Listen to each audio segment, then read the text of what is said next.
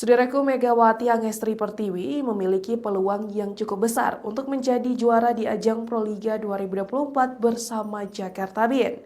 Sebagaimana diketahui, Megawati Angestri Pertiwi adalah salah satu pemain yang sempat membela tim Ritz-Park di Liga Voli Korea Selatan tahun 2023 dan 2024. Dan kini Megawati Angestri bersama Jakarta Beat tengah berjuang untuk lolos ke babak final di ajang Proliga 2024. Kini, ajang Proliga 2024 telah memasuki babak Final Four, di mana telah ada 4 tim, tak hanya Megawati Angestri dan Jakarta Beat, ada 3 tim lainnya yang juga lolos ke babak Final Four tersebut, yakni tim Jakarta Popsi Popolwan, Jakarta Pertamina Enduro, dan Jakarta Electric PLN. Salah satu tim yang dipandang akan mampu berbicara banyak pada fase Final Four adalah Jakarta Beat yang bermaterikan pemain bintang.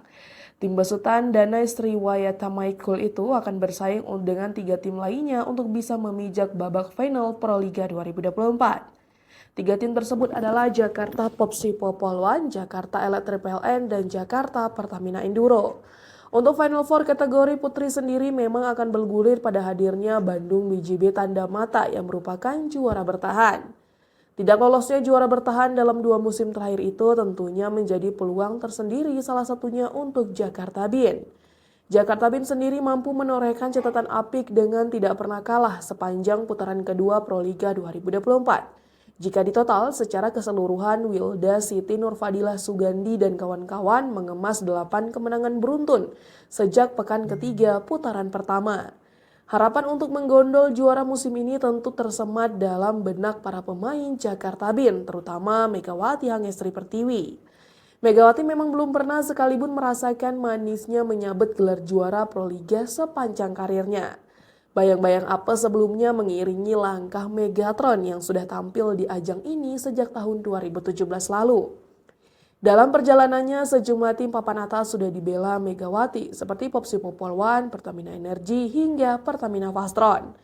Tak ayal, tidak lolosnya sang juara bertahan membuat Final Four kali ini menjadi momen penting bagi Megawati untuk menuntaskan rasa penasarannya.